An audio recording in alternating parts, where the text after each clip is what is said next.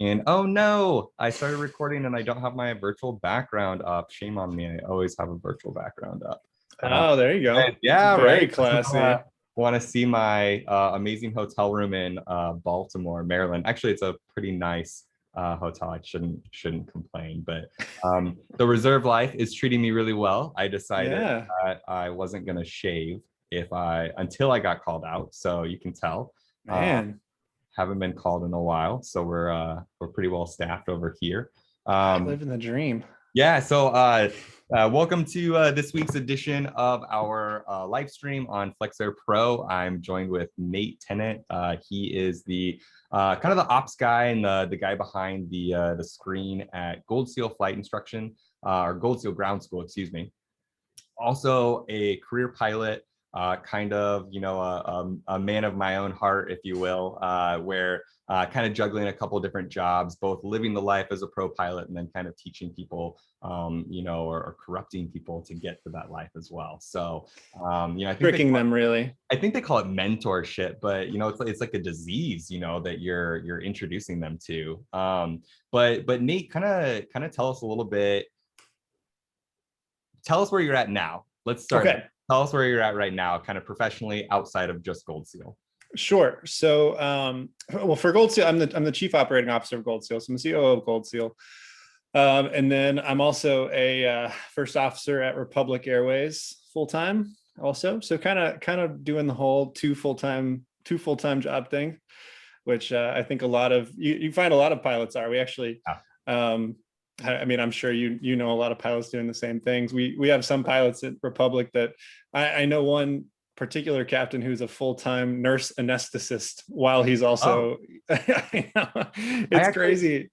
I I don't actually know how know they do it. There's some people that I just don't know how they do it because me juggling my work versus what you guys do, I mean, what we're doing full time with the airlines, it can be two full-time jobs. yeah. And some of those guys that do those kind of crazy careers on the side is nuts. But so I career with Republic Airways as well as the COO at Gold Seal.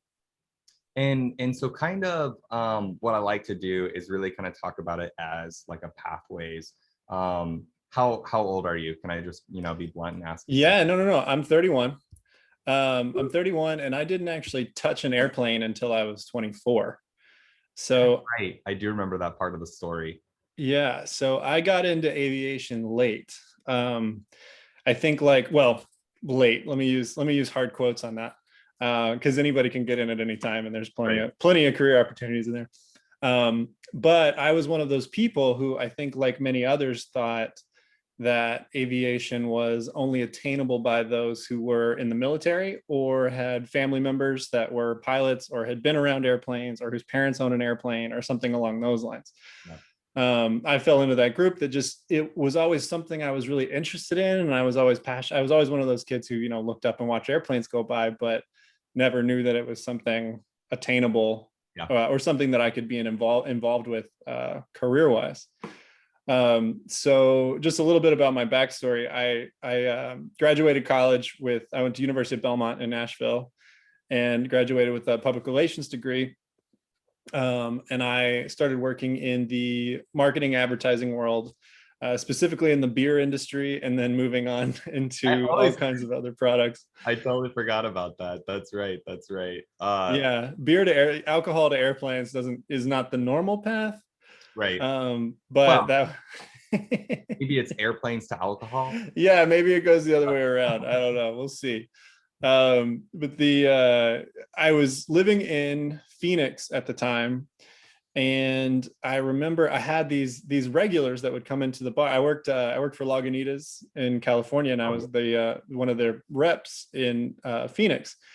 And then I also worked as a bartender on the side. And this bar that I worked at, I had these regulars that would come in, and one of them was an American Airlines captain, and the other was a captain for Alaska. And both of them, I just noticed, like, oh my God, your lives are so cool. And like they would always tell these stories about like this overnight they just had, or like, they would come into the bar and be like, I just got back from Honolulu. And you're like, what? That's awesome. And I had one of the actually the American captain there. She was on reserve, and I knew her reserve ended at 5 and our happy hour ended at 5. So she would come in and she would order 4 glasses of wine on happy hour price, and then just sit and read a book for like 20 minutes. And Right. she would come in at like, 4:45 or whatever and be like, I can't Right. officially have these until 5. So I'm going to order them now, hold them back there, and like, I'll take them when 5 o'clock rolls around.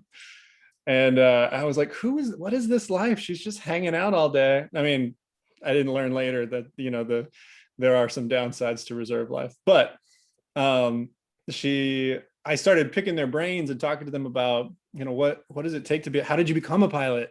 What did you get into this? And I noticed that most of the people I talked to, I mean, you had the standard military story and the standard, everyone in my family is a pilot story. But I noticed that a lot of these stories were just, oh yeah, you just go take an intro flight, see if you like it, get into it. And so I immediately went home and started looking up intro flights because I was like, this is just a cool thing I got to try.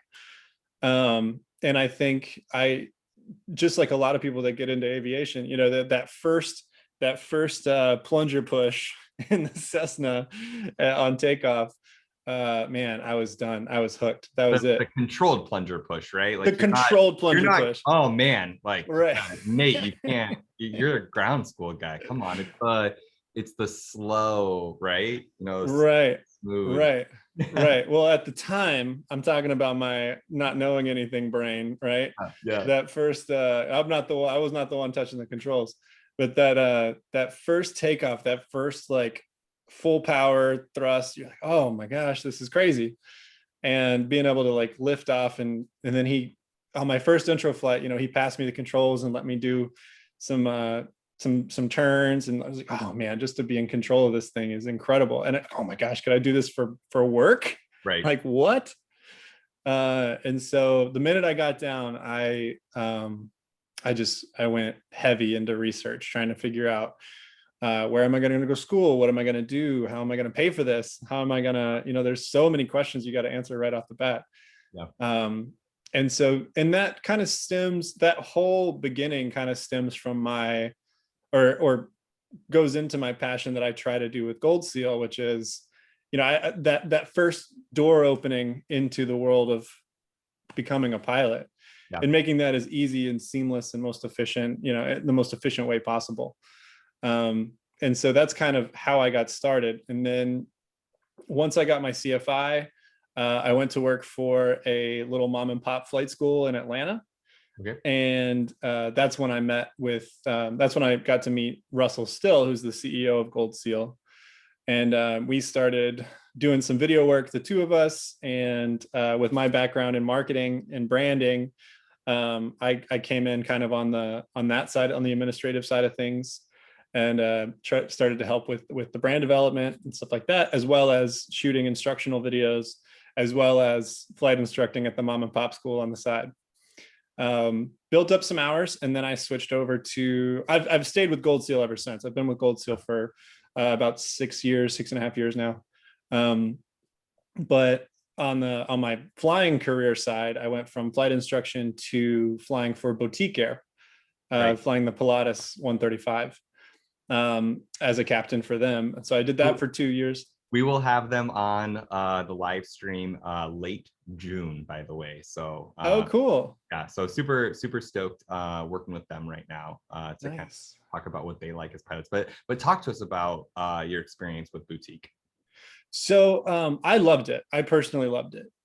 So Boutique is a scheduled 135, which is a little bit strange in the 135 world. Most people that fly 135 are typically on-demand charter, or they have some kind of schedule if there's a big flight department. But most people that are flying one airplane, for one owner or one company, they're typically on demand. So you're on call from, say, 5 to 5, 6 days a week. And those airplanes might fly between 60 and 100 hours a year. Usually those planes are not flying all the time. Boutique was a different animal altogether. They're doing essential air service routes. So basically what an essential air service route is, if there's a small underserviced town somewhere in the United States, Silver City, New Mexico, for example, where it's so far away from an airport that the town actually will bid to the Department of Transportation to get an airline or an essential air service provider to fly from a major airport to that small town. And then the airlines bid for that contract. So Boutique is one of those airlines. Some would other people like Air Choice One, Out of St. Louis. Southern Air Express is Yep. another one. And I think I'm not sure if they're St. Louis as well. They might actually be St. Louis as well. They've got But 4 bases. I want to say Mokulele is also part Mokulele, of yep. service. They have like another part of their brand that isn't, but Mokulele is actually also owned by Southern Air Express. So Are they really? Okay. Yeah. That doesn't surprise me. they look like 2 companies, but they're really, which if that's not the story of aviation, I don't know what is. Yeah, exactly. No, it's like, I don't know. I feel like every industry these days, whether it's cars or beer or whatever, it's it's somebody owns somebody who owns somebody who owns somebody. And I'm not trying to go down a rabbit hole, so do not let me go. But the one thing that actually blew my mind was, I think that if I remember this right, these are the 1 or maybe 2 rubber companies in the United States. And I know that this, like, you're laughing, but like it's so true. So when you go into like a Firestone or a Goodyear or any of those stores or a Walmart, right? And you're looking at the 20 different brands of tires. Yeah. It's all one company. It's literally all one company that just relabels and makes a little bit of a different tire and then calls it something brand new. But ultimately, like in its like truest form, it's mostly Goodyear. Like Goodyear owns, I want to say, like 80% of the brands of tires in the United States. So I don't know. Like, I think that those things are crazy. Yeah. When you start to look at, I guess it's sad that doesn't surprise me at all. Right. You know what I mean? It's like, of course they do. Of course there's one parent company that owns it all. Right. But no, it's so wild. I totally agree. And especially like car rentals, for example, there's only one, like Hertz, Dollar, Allen, like it's all the same company. They just rebrand it. Every time you go to a car rental place and one of them's closed, the other guy's like, no, I can do it. Come on over. Right. And it's the same cars. Yeah. So, okay. So Boutique, did you start off as a first officer with them? I did. Yeah. So just to get down into the nitty gritty there, I think they typically hire FOs around the 400, like the 500-hour mark. Yep. And then at the time, I don't know if they still do this. This would be a good question to ask whoever you have on. Who do you have on, by the way? Do you know? That's what I'm working on. I'm trying to get their new DO, but I don't think he's very excited about doing like an online interview format. So their newest ground instructor is a good friend of mine, Tristan Rose. And I really want him. I try not to get this to be too broy, where it's just like I bring on all my friends. Sure. So I've been trying to convince the DO, but I don't think he wants to do an hour-long, live stream interview. We'll see. I'm gonna keep working on them, but yeah. So I'm gonna try and get just it might just be a line recruiter or a line pilot that kind of does recruiting, and so I'm curious to get a ride report kind of outside of that. Assuming it'll match up. But right now, what's competitive is 500 hours, and you pretty much have to have an internal recommendation. Is kind of what they're advertising. That makes sense. At the time, and like I said, this would be a good question to ask him. They had a program where if you were a CSA for them, a customer service agent, for 6 months, they would hire you. It's either 6 months or a year, and they would hire you as an FO with a wet commercial with 250 hours. Wow, that's incredible. And so we had a couple guys that I flew with that had gone through that program, and you got to go out to wherever they want you. So you might be a customer service agent in the middle of nowhere, but you do that for 6 months, and then with your wet commercial, you'll get hired on as an FO, which is a great gig, going straight from commercial to a turbine.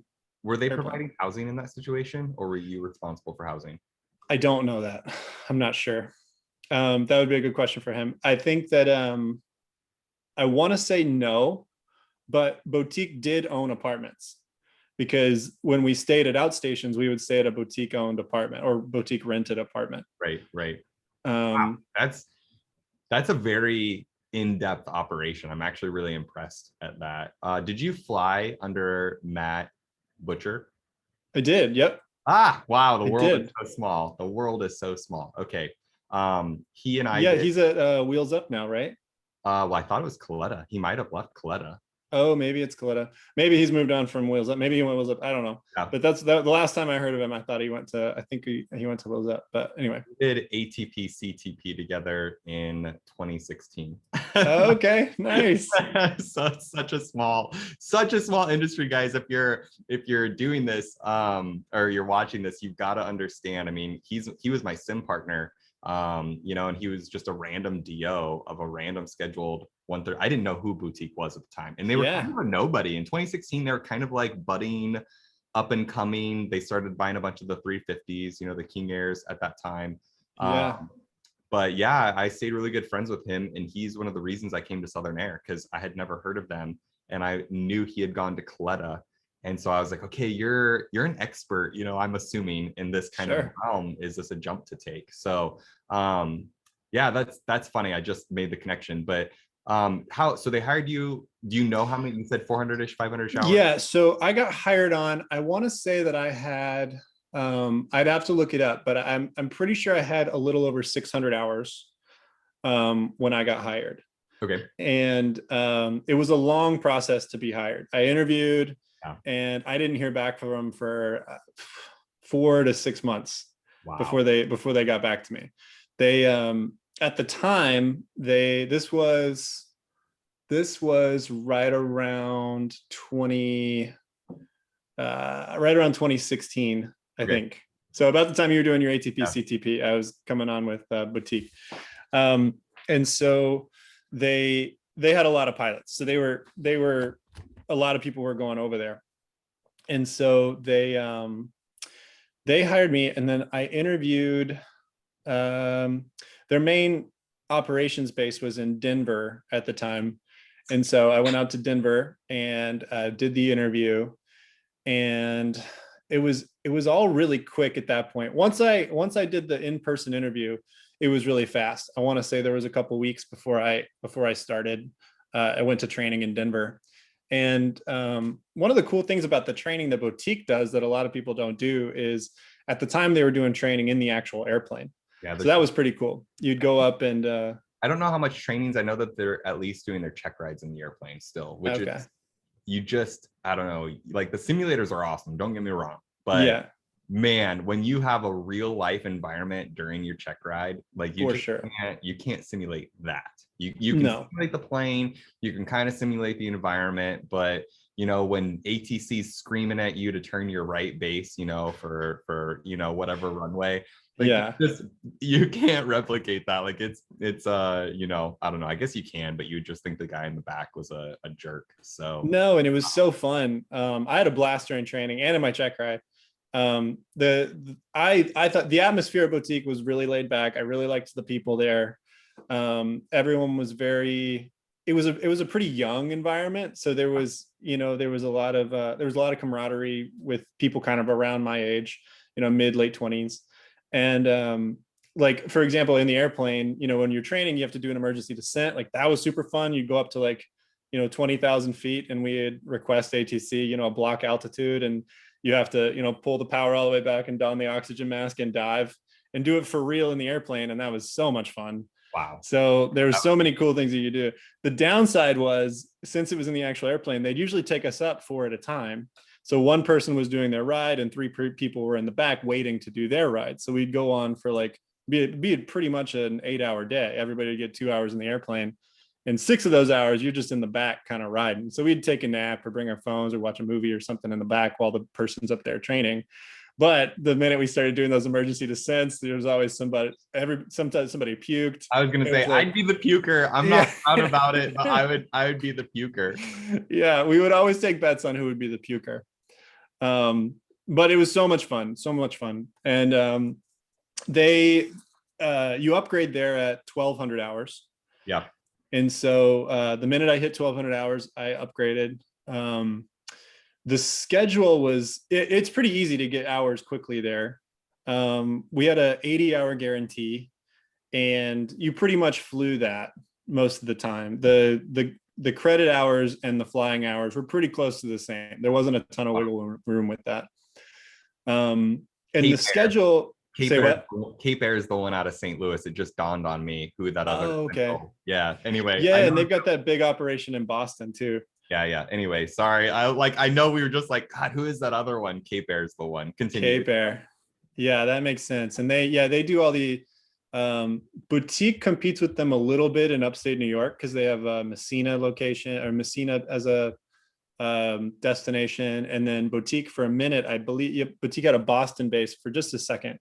I don't know if they still do or not. Boutique has a lot of bases. That's another good thing about working for them, is that if you're looking at a place because of where they are, Boutique is coast to coast and has a ton of different bases. Yeah. And so when I upgraded, I was Dallas based. I live in Austin, Texas. I'm talking to you from Austin, Texas right now. And it was really easy to commute up there because we have Boutique has CAS privileges. So you can't non-rev, but you can get the jump seat anytime you want. And then while I was there, I was the assistant jump seat coordinator. And myself and a guy named Mark Hendricks, who's still there, we got the company KCM. And so we could do KCM and then get CAS and then go up to wherever. Wow. So awesome. That it was easy for me to go from Austin there was a flight every hour, and it was easy to get to Dallas. And then I could drive should, push come to shove. It was a 3-hour drive, give or take. So just real quick, for some that aren't probably going to understand what CAS is. So there's kind of two pieces of this. As a pilot, most operators have reciprocal agreements, meaning they both agree with each other to allow each other to non-rev, meaning there's no revenue, you fly for free, you might have to pay taxes. We call those Z fares. So I'm introducing a lot of terms.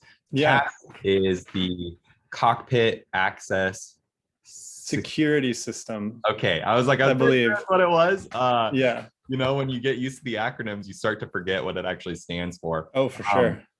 And with CAS, through CAS, pilots who have been screened on doing a 10-year FBI background check, which is what all of our, I don't know if the virtual background will allow you to see I don't know why it does this, but if I hold something up, it pulls it out. But our crew badges, you can't get a crew badge without it.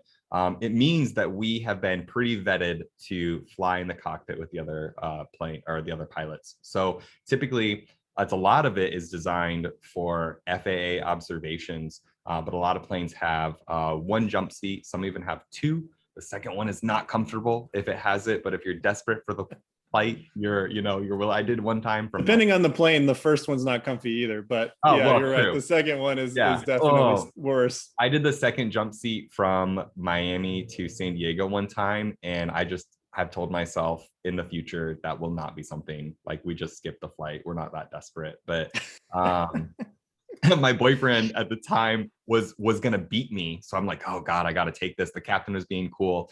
And let me tell you what, you didn't want to be the one that needed to go to the bathroom. And it's a proper stair, so your feet don't really touch anything. It's kind of awkward. And it was like a 4.5, 5-hour flight. I'm just like, hi guys. I'm just, because okay, so if you're listening to this, you've got to go Google an Airbus A321 jump seat, and you can kind of you'll be able to see the taller one. And a free flight's a free flight though, right? And so you kind of, if it's what you want to do, it's what you want to do. But so CAS allows us to go into the flight deck. It's pilots only. So the flight attendants don't get to come in there and commute on it. It's really nice. If there's a full flight, there's still going to be a jump seat available. Now kind of there's complications of who can get it if there's multiple people trying to get it. But, going back and forth, being a commuter myself, you're obviously, what's your base with Republic right now? Just curious. DC, Reagan.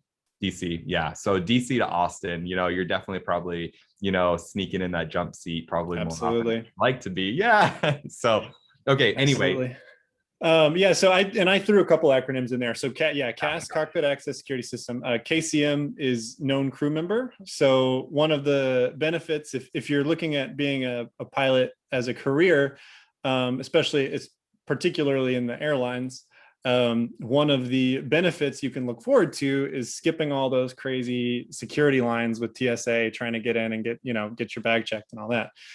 You'll notice when you're there, obviously the pilots are walking around the big line and going through usually a little alleyway or a little side door or something like that. And there's a TSA agent back there who scans a little badge, a little barcode that you have, which is an additional background check, and it's part of your whole thing with CAS, and it's all built into the same system.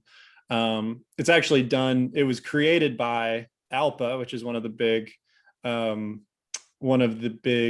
pilot unions in conjunction with TSA. And basically what it does is it allows you to skip security. However, every now and then you will get flagged and have to go get a random check. And so it's got a whole system on how it does that. So those are the two acronyms I threw in there, CAS and KCM. But back to it. So Boutique got CAS.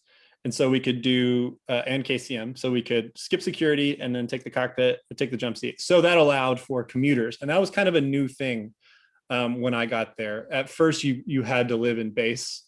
Now it's a little bit different. There are quite a few commuters. If you do live in the base, they had a 2-hour call out. So which means you have to live within 2 hours of the airport. So if you were ever on reserve, and you were just on call, you had to be within 2 hours of the airport to go. I'm on a 2-hour call right now. I love it. Yeah, there you go. That's plenty of time to shave, I know, iron your stuff, and go.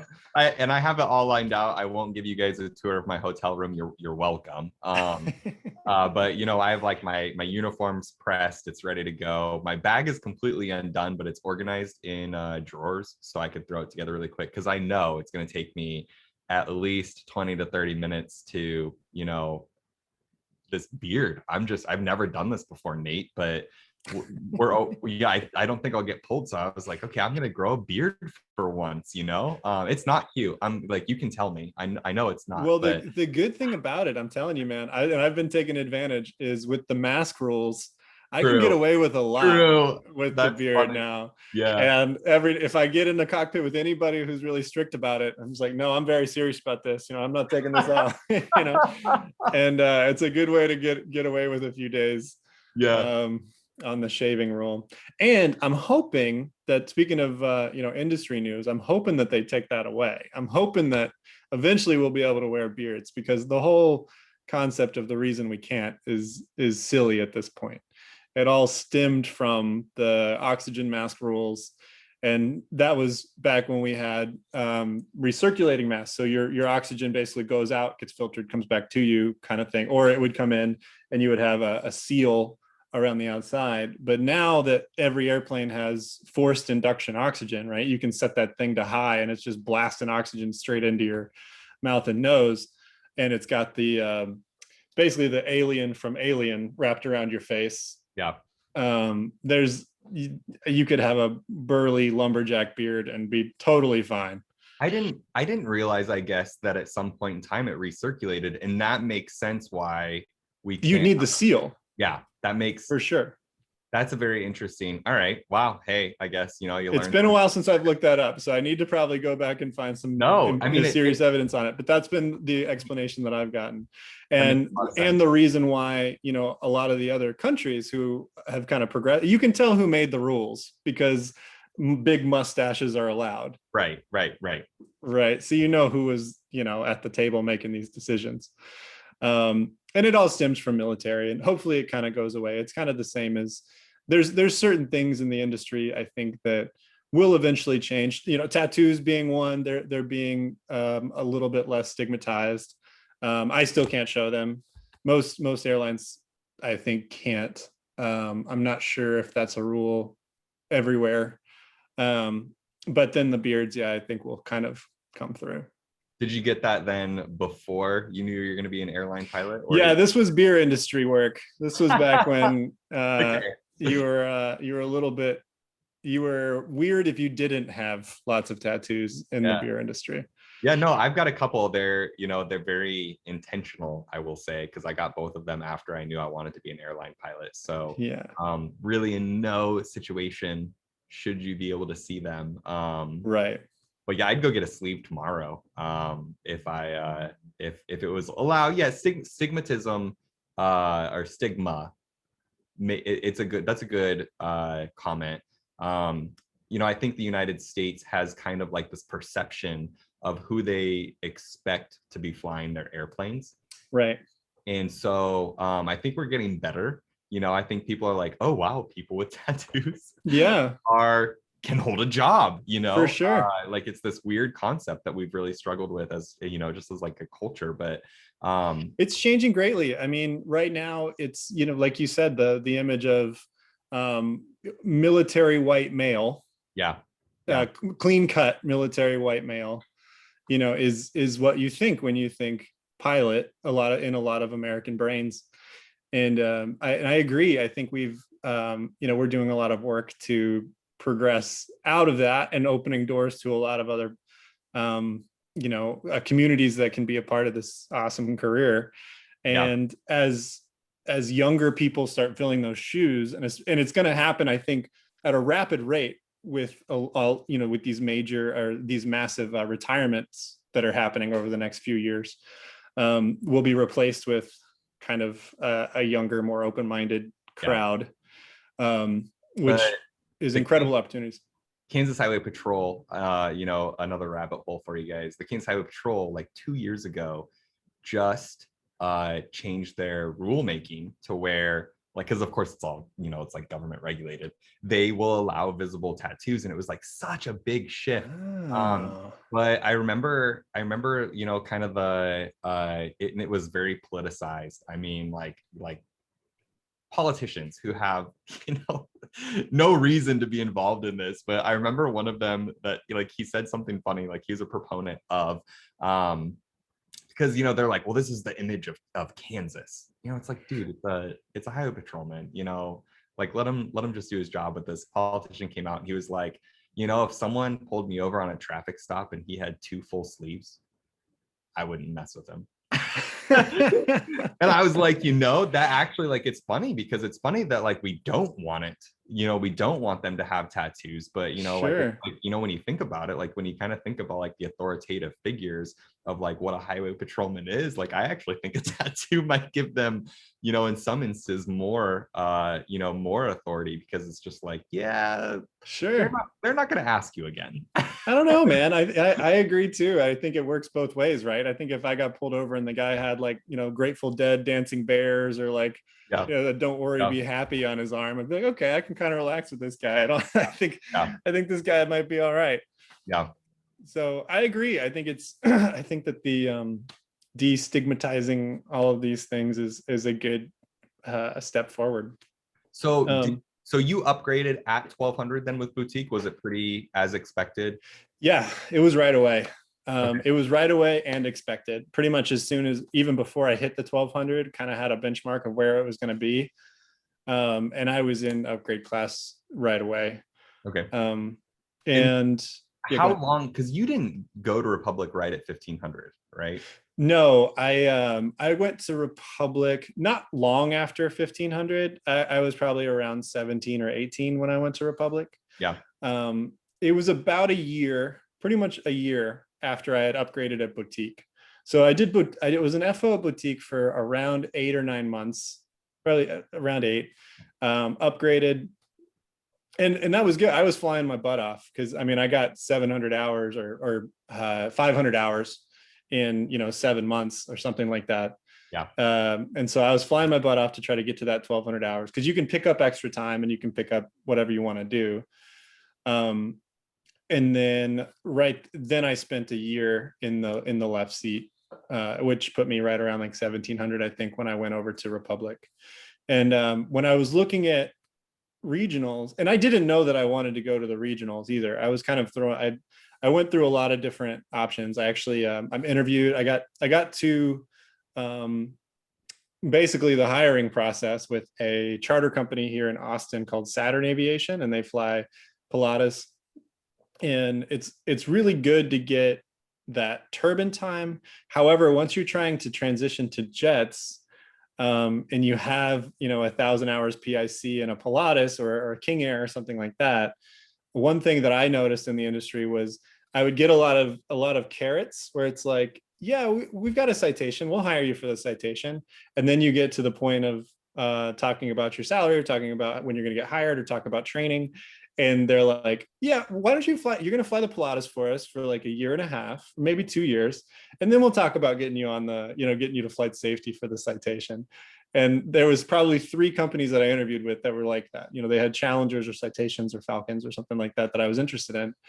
And by the time we got to the actual sit down meeting across the table, it was always, yeah, well, we got the King Air 200. We know you got some time in that. You got the Pilatus, you got some PIC in that. We'll just get you going on those right away.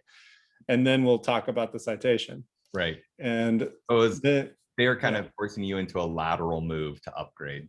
Yeah. And that's not what I wanted. I mean, my career move at the time was, I want jets. I want the type rating. I want jets. I want to fly. Absolutely. Bigger. I want to go bigger. Yeah. And then my goal from the beginning of all that originally was to fly for FedEx. FedEx was my kind of target. Yeah. And so I was working backwards to do whatever I could to get to FedEx. And I've flown a lot of other airplanes on the side, one of them being a DC-3. I've got a DC-3 type. And it's a Gold Seal DC-3. So it's branded Gold Seal, and it's got so that's a real DC-3? Oh, absolutely. Oh, I had no idea that was, I thought someone as a graphic designer, wow. All right. We even used that when we promoted this event. We took that and we just put like the time and date. Yeah. That's a real one. Yeah, that's a cool airplane. It's a very cool airplane. Yeah. If you've ever been to the Air and Space Museum in Washington, D.C., they've got a DC-3 hanging from the ceiling. Ours is one serial number behind it. So it rolled off the factory floor in San Diego, one behind that one. Wow. And ours never saw combat. It immediately went to Switzerland to fly for Swiss Air, and flew as a commercial airline for pretty much its entire life before it got brought back to the States. So since it flew immediately to Europe, it never ended up as a C-47 and never ended up in combat. But very, very cool plane. We flew it to Oshkosh and Sun and Fun. So that was and we would always set it up, right on the flight line. And our program is free for CFIs. And then if any CFI signs up for our program, they got their name in a hat to raffle off to actually get PIC time in the DC-3. So we took it up and let them fly it around.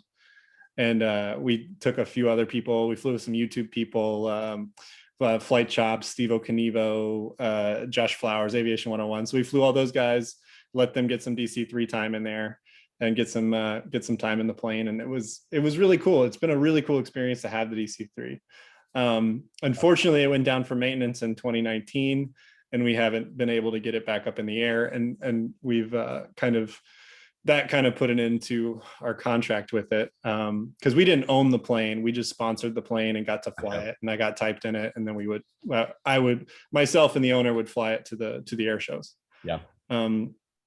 But long roundabout story, I talked to FedEx and their hiring department, and my DC-3 time was the only time that they even counted, because it was right after Boutique, and they were like, we see you have a lot of turbine PIC. Unfortunately, it's all in single engine under 12,500 pounds, so doesn't count. Your DC-3 time counts, which at the time I had 15 hours. So my application to FedEx had 15 hours on it. And they basically told me, like, you need to go to a regional like yesterday. Yeah. And that's what prompted me to jump right over to the regional side. And so kind of like in your decision-making process for Republic, Republic probably where else did you interview, and kind of like what were you looking for? So I was looking at Envoy, Endeavor, and Republic were my 3 choices. In Envoy, I was looking at because I'm in Texas and they've got the big Dallas base, and it would be really easy to transition over there. The flow wasn't super attractive to me because I was getting different quotes from different people all the time. Some people were saying it was a 5-year flow. Some people were saying it was an 8-year flow, 3-year flow. And in hindsight, that didn't really work out super great for a lot of the people waiting on the flow anyway. So I'm glad that wasn't really a thing for me. So it kind of narrowed it down to Endeavor and Republic. The attractive part of Republic to me was single platform fleet, right? So all E175s, Yeah. which was really easy. They didn't have bases that I was super excited about, but they had Houston. And so I was like, okay, base close to home. The pay was, at the time, Endeavor was the highest paid, Republic was the second highest. So I was like, okay, that kind of ticks off those boxes. And I liked the locations. I knew they were flying out of Miami and they were going to, all over the Bahamas. They were going to Honduras, Belize, Panama. And so they were going to be doing some international flying, which I was really excited about trying. Endeavor, really the only reason I was looking at Endeavor was highest paid and the guaranteed interview with Delta, which would be pretty cool. Yeah. But going through the hiring process, I did the initial process with Endeavor. I didn't end up with the face-to-face because even after the initial process, just to me, my own personality, I was trying to see which company fit. And Endeavor seemed a little bit stuffy for me. Some people really like it. Some people really like kind of this, it's kind of a rigid atmosphere. It's a little bit military atmosphere over there. It's kind of, Delta sort of has a reputation for that, being a little bit strict when it comes to certain things. And I have a lot of friends over there that really like it. And some of them are very not strict people, and I'm surprised that they fit in so well over there, but they do, and they like it. And it's kind of one of those things where you can make it whatever you want to make it. But I went to Republic, and I went to their training facility and their HR facility, which is in Indianapolis. And I just fell in love with the culture and the atmosphere. Everyone was really laid back. There was nothing that was, nothing was super strict. Everybody was really nice, kind of sitting around drinking coffee and just shooting the breeze. And everyone seemed like they were happy to be there. And I just really liked it. I thought this is a cool, laid back place to work.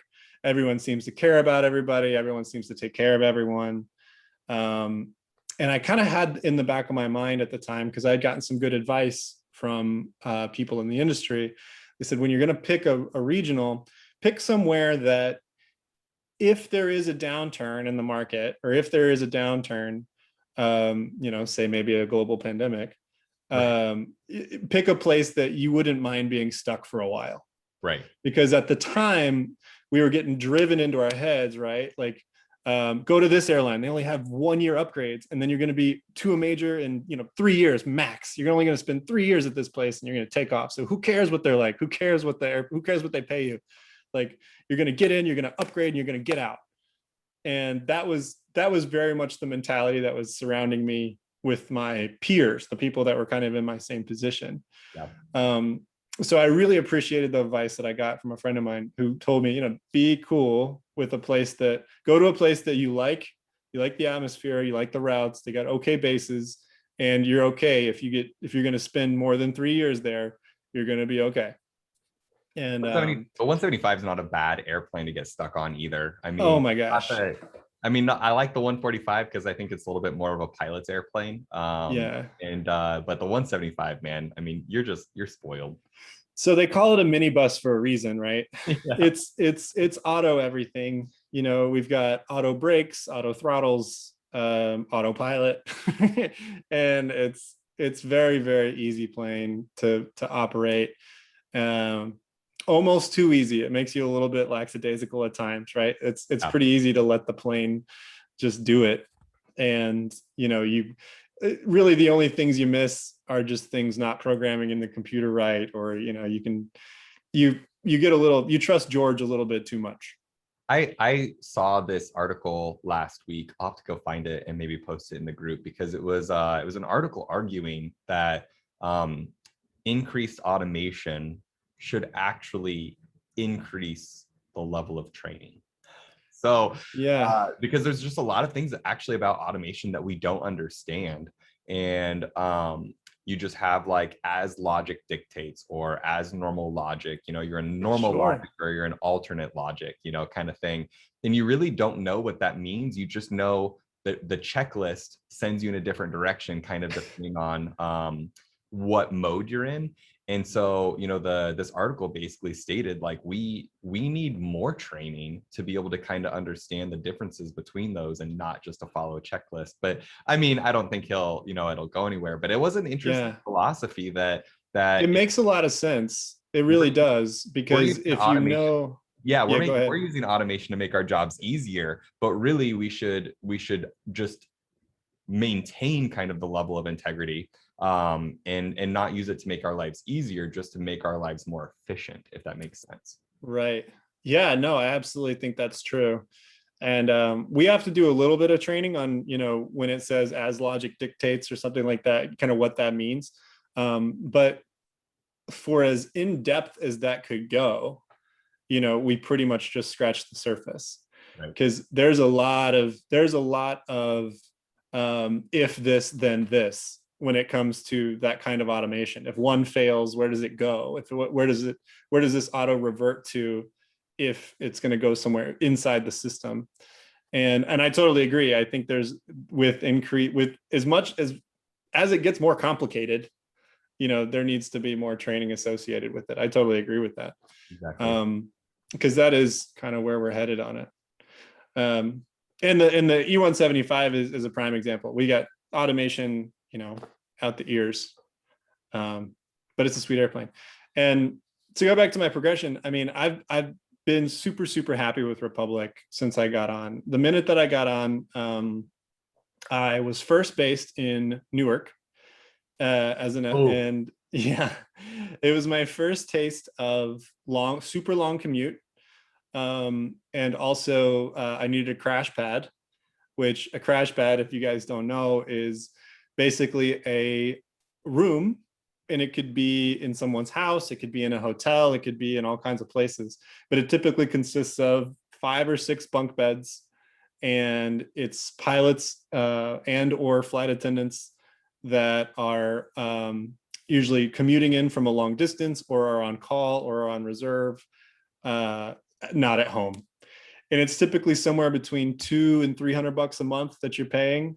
And sometimes it includes a shuttle to the airport. Sometimes it doesn't. Sometimes it's in a place with a lot of food and places you can walk to get stuff. Sometimes it's not. The whole crash pad life is a whole nother can of worms when it comes to the airlines. And you see some people that pretty much live in the crash pads, and some people that are just there every now and then. Yeah. So yeah, Newark was my first experience with that. I got a great crash pad in Elizabeth, New Jersey, which was really nice. I paid, I think, $200 a month for it. And it came with a shuttle to and from the airport, which was great. And it had, it was a little cute little neighborhood that had like a little breakfast place, a little breakfast cafe around the corner. And it had a bunch of little restaurants.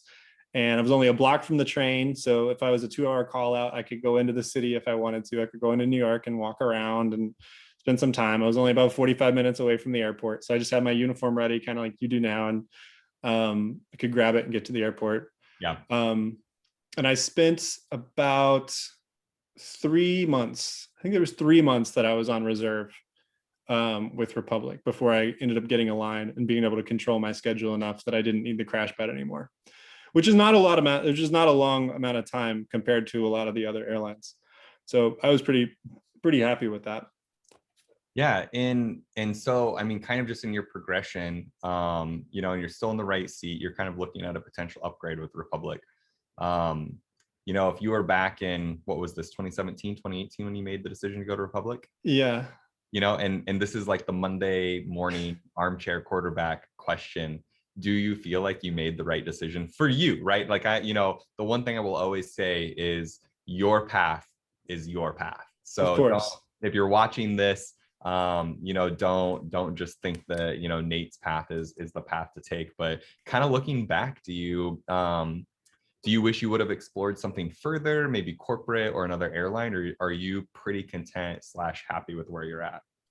So, short answer is absolutely yes. Short answer is yes. I think as pilots, we're always kind of looking on the fringes of what else is out there and what could I possibly be doing. But I've been very happy with Republic. I think it was a great choice for me. I think it was the choice for me when it came to regionals. Um, they have weathered the pandemic well. They have been able to not furlough anyone and keep us relatively paid.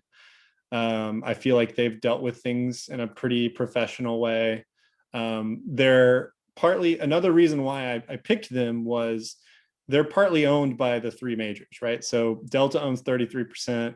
I think United owns 33%, and American owns 33%. It's something along those lines.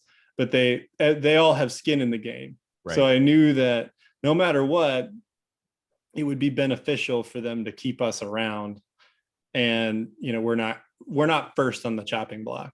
Right. I didn't, obviously when I went on with Republic in 2018, I didn't know that this was going to happen or that was going to be a big deal, or I wasn't thinking about that at all. But it's kind of worked out that way that it turned out to be a really good choice for me. So my progression so far, I would say, yes, I definitely made the right choice. And now that I've actually taken my bid out for I could upgrade to captain now if I wanted to, but I've actually taken my bid out from captain. I'm going to stay FO for a while in order to free up my schedule. I'm doing a lot more with Gold Seal as we're building new offices in Atlanta, and we're doing some bigger things in Atlanta, and we're launching our instrument course at the end of the summer. And we have a few more products in the pipeline that we're really starting to dig in on.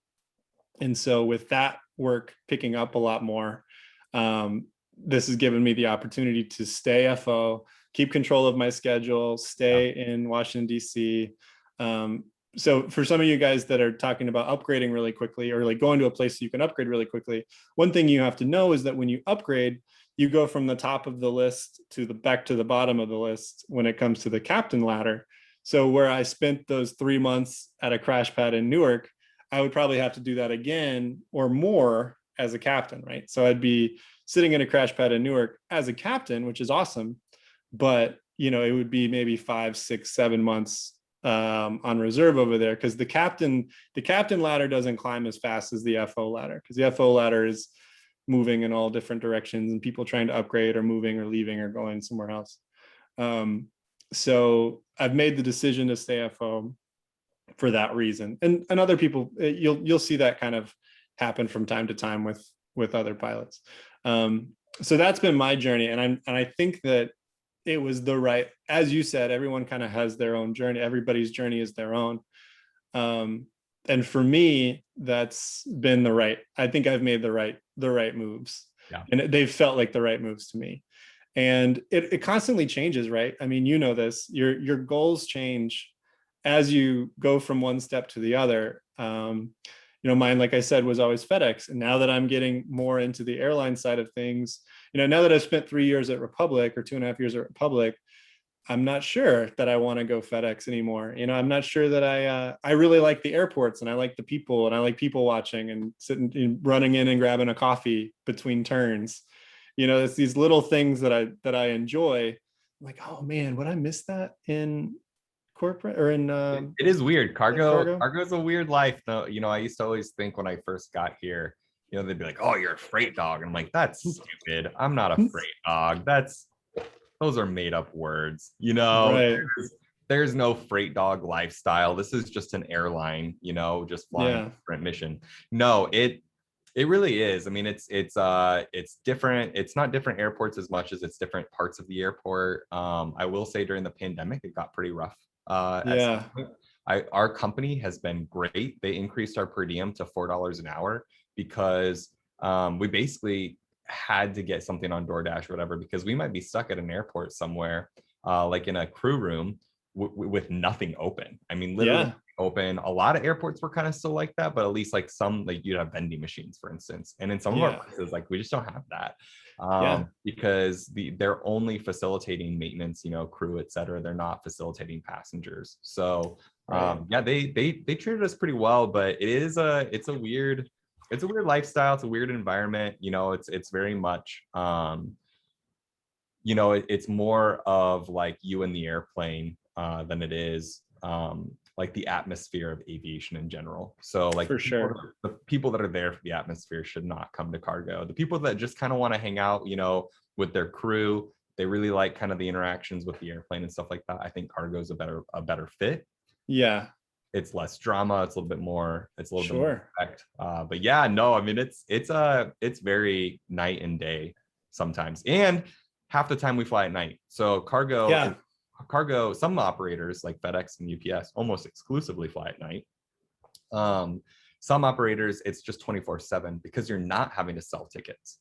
And Yeah. so, it's hard to sell a ticket at 3 o'clock in the morning, right? But Yeah.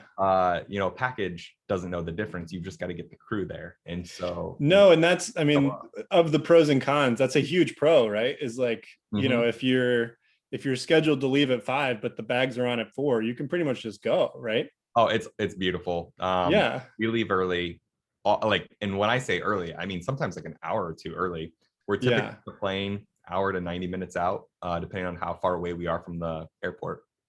So like in Baltimore, for instance, I'm staying in Inner Harbor, but flying out of BWI. So it's a good 20-25 minute drive in the shuttle to the airport. So we'll get there probably about an hour ahead of time, just so there's no issues.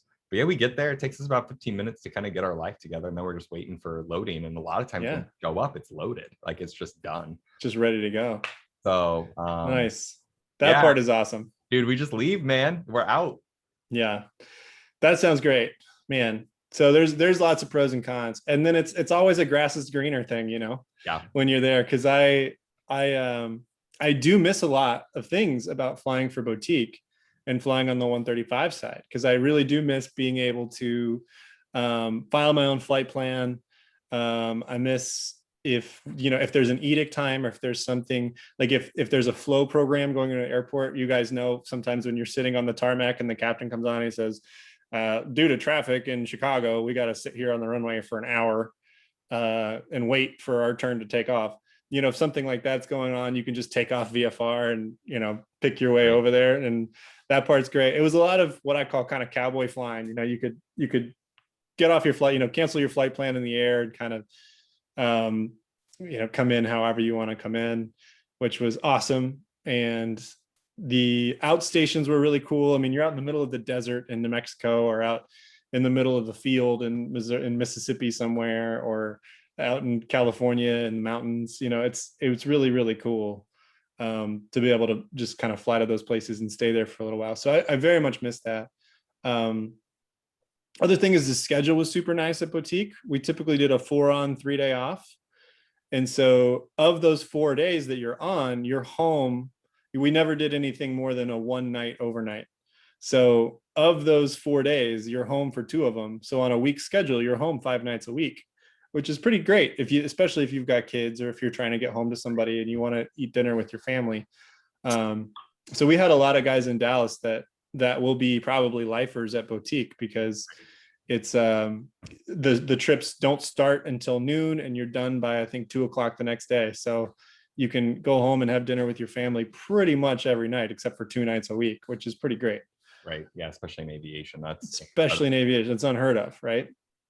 So there's pros and cons to all of them, and everybody kind of has their own way of. Some people really liked dealing with the passengers in 135, face to face, really face to face, like you're talking to each one of them individually. Right. Some people really liked that. I really liked interacting with the passengers, and I was trying to make them laugh, and I would steal all my my flight attendant. We had to do the flight attendant briefing and everything, right? Like the buckles and how to put on the mask and all that. So I would just try to steal it from Southwest. I'd look on YouTube and find all the funniest ways to talk about it. And it was always fun to interact with the passengers in a very intimate way. And I do miss that. So I don't know what the future holds. I always hold out that, there is, maybe I will go back to corporate someday. Maybe I'll stick with Republic for a while. Maybe I try to leave it open a little bit without a hard, let the industry move me, rather than trying to make it work for me. And I think that if you come into it with that mindset, for those of you trying to go into commercial aviation as your career. If you go into it that mindset, I think you'll be much less disappointed throughout your career and much happier overall if you There's kind a of let the industry move you. there's a saying, and it says something like, "Blessed are the flexible because they're rarely bent out of shape." And Yeah. I love, like, oh man, it just, every time, I get hit with something, a weather delay, or I told you the other day I had a late sim session, and then whatever reason, I never set an alarm the next day. So I missed half of the commutable flights home. And I mean, just I'm like, oh well, here we are, we're flexible. We're flexible. Yeah. It's mostly me talking to myself in the mirror. Um, so you work at Gold Seal. I try to keep these to less than an hour. I think that we Sure. could probably do like a whole 30-minute thing on kind of going through the software and talking about Sure. and takes on the software. So we'll kind of wrap up, just I'll call it your ride report. A lot of the people that are watching this are student pilots through about 500 to 700 hours typically. Do you have really good, I wouldn't say really good advice, but if someone came up and was like, "Hi, mister," and kind of asked some sage advice, what would you say to 500-hour Nate Tennant? So to 500-hour Nate Tennant, I would say be open. Be open to all the different opportunities out there, and look for them. One of the things that I've noticed, especially with people in that kind of range, is they're not really branching their opportunities out very much. They've got one specific thing that they want to do, and they want to do it here, and they want to do it, and there's no jobs for that, and why aren't there jobs for that, and they get frustrated. And you have to be, this is a career where there's tons and tons of opportunities at any given moment. You just have to be willing to find them and go to them. And so I would tell 500-hour anyone to just be a yes person. Be open to all the different ideas. You may not want to go to, maybe cargo is not your thing, but Mountain Air Cargo or one of those places is hiring, throw them your resume. You might say that they're not hiring people with 500 hours, or I've heard that they're not even looking at someone with 500 hours. Shoot them a resume anyway. Write a cool cover letter. Tell them who you are. Tell them what you want to do. Tell them why you're passionate about what you're doing. And you'd be way surprised. I promise you'll be surprised at how many people will at least respond back and say, like, hey, looks like you're off to a great start. Call us when you got 200 more hours or something like that. Having a conversation with people is huge. That's one of the things I'm the biggest on is, if you're going to email spam people and you think that they might tell you no, always try to at least build your network, or they might not respond, right? So instead of just saying, "Hey, can I have a job?" When you do that, ask for a conversation, because like, it just doesn't happen with me very often. A lot of people don't ask to talk about Flexair. They don't ask to talk about, us as an institution, or who we are, or what we think of them. They just ask if they can get a job, right? It's a very yes or no transaction. So unfortunately, it doesn't always go the way people say. Well, so I love that advice, because it's like, hey, build that network, because you never know when your spouse wants to move to Wichita, Kansas, and have 7 kids or something like that, or 7 dogs, right? And you're like, hey, you know what, I might just fly for Empire Airlines and sure, or work for Textron and do test flights for 5,000. Cessna. Yeah, and make like 80 grand for the rest of your life. Like, it's not the $200,000-300,000 that we dream about as aviators, but sure, holy cow, the quality of life, like what's the cost on that? What do you want out of your career? And so 500-hour Charlie wanted to fly the goddamn space shuttle, And we're Yeah, not sure. there. We're not there yet. So Right. we're still, I don't know that it's flying right now, but we're working on it. But yeah, you just got to kind of figure out what you want out of your career. And anyway, Nate, thank you so much for being a guest on the final approach with me.